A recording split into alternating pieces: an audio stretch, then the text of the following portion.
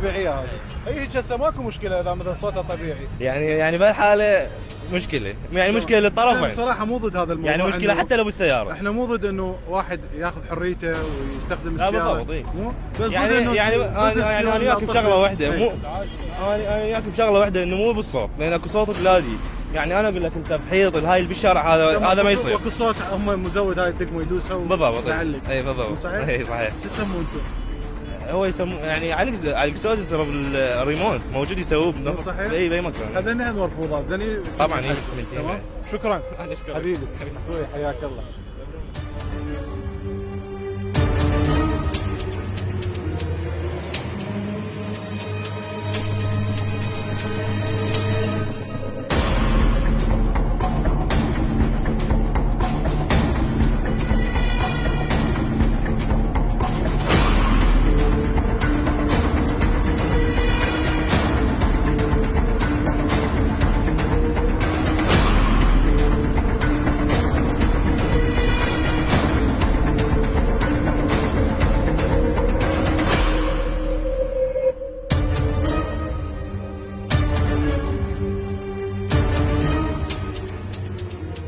سمعت المواطن ايش قال؟ هذا السلفات قال الف رحمه على والديكم.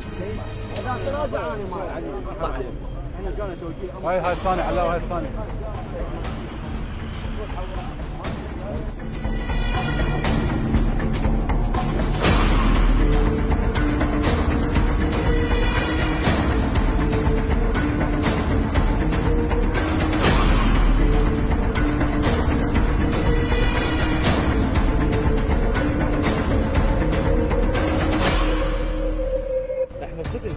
هسه عوف خدمتي يعني رجال جاي يطبق قانون. انت تصير هيجي والله هو ما يصير. ايه يمك بقاله تجي جاي. هاي سيارات اكثر من سياره، اللوحات يشيلوها ويخلون هذه اللوحات بمكانها وتتظلل. شلونك حبيبي؟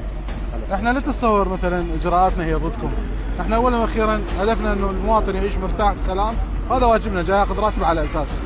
سيارتك بما انه مو محوره ما حدا له علاقه بك. تمام؟ ليش ضايج انت؟ والله ما ضايج. مو شفتك انت شويه مستاء؟ لا سيدي مو هو دا اشرح لك، اقول لك هاي 8 سلندر السياره. تمام اوكي بس اسمح لي. مو ملحومه ولا ملعوب. بس نعم سيدي. احد حاسبك؟ لا ابد؟ لا. ليش ضايج؟ زين شنو رايك بذول اللي اصواتهم عاليه ويضايقون والله الناس؟ سيدي وذاك ريموند يشدونه ماكو طفاجه، مثلا يمك طفى الريموند ضم الريموند انت ما راح تشوفها توصلها ما تعرف السياره. زين. بس هو من تباع جوا السياره مبين الجهاز مشدود بالصالون، بس هاي بلادي انت شفت. يلا عشتي الله محمد عليك. شكرا حبيبي. بس عاد نسالك وين مستمسكات السياره؟ وين المستمسكات؟ شلون نعرف شلون نعرف هاي سيارتك؟ وين عندك وصل؟ اعطيني وصل. شوف اجراءاتك.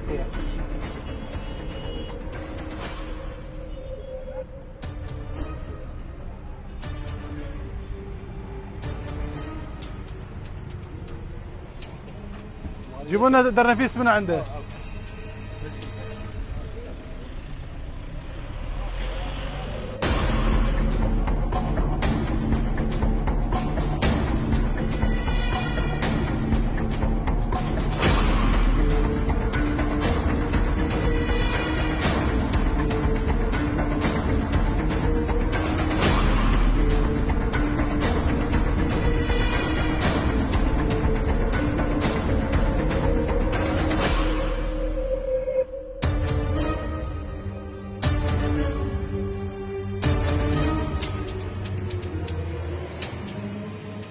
الأحبة الكرام، حاليا برفقة السيد مدير نجدة الكرخ ضمن قيادة شرطة بغداد الكرخ لمتابعة تنفيذ التوجيهات الصادرة من الوزارة الموقرة. سيدي، اكو توجيهات صدرت من الوزارة وتحديدا من السيد معالي وزير الداخلية بصدد متابعة الأشخاص اللي يستقلون سيارات. هذه السيارات مزودة بأصوات عالية مزعجة محورة، وعدد كبير من المواطنين مستائين من هذه القضية. هذه السيارات هي رياضة ولكن موجودة في أماكن معينة ممكن استخدامها. شنو إجراءاتكم بصدد الموضوع؟ نعم أخي، بسم الله الرحمن الرحيم. توجيهات السيد معالي وزير الداخلية المحترم والسيد وكيل وزارة شؤون الشرطة المحترم في الحد والقبض على الحالات المخالفة من هذه الظاهرة. دورياتنا اللي منتشرة من التقاطعات والساحات العجلات المهمه ضمن جانب بغداد الكرخ تؤدي واجبها وعلى مدار 24 ساعه، وايضا تم تخصيص دوريات جواله لملاحظه هذه المخالفات والقبض على مرتكبي هذه الحادث. المواطنين ايضا اكثر من مواطن ناشدنا بهذا الخصوص انه العجلات اللي محوره واللي خاصه اوقات متاخره من الليل، يعني عندك ايضا تصير سكون بالمنطقه فاصوات المواطنين، الطفل ما يقدر ينام. ما يقدر ينام، نعم اكيد. كذلك الحوادث المروريه اللي يسببوها اغلبهم من الشباب المراهقين اللي خصوصا على سريع الغزاليه. نعم يعني هاي الحالات اصبحت من الحالات المزعجه للمواطنين. الفضاءات اللي بعيده يعني مثل ما تفضلت ممكن انه يباشرون بهذا الهوايه، لكن تسبب ايضا ازعاج وحوادث مروريه. العجلات اللي تصير او يستعملوها بهاي الامور ايضا ما بها متانه مروريه، بتشوف انه يجوز يسوق بسرعه وبالتالي يعني خلينا نحكي يعني بالمعروف. نعم. مثلا يجيب هاي البيئه يسموها الزعره الصغيره. نعم نعم. ويشد له ماكينه مثلا 8 سلندر. اي مخالف للمواصفات. تيارات عريضه وبريك مو هذا نفس البلادي مالتها. نعم، وبالتالي يعرض نفسه ويعرض حياه المواطنين كثيره بهذا الموضوع. نعم اكيد. نعم. وبالتالي هي طبعا تطيح براس الناس خطيه، يتعرضون لمشاكل كبيره. صارت عندنا حوادث. احنا تلاحظ السياج الخدمي بالنسبه للخط السريع او المطار، تلاحظ السياج دائما مضروب دائما.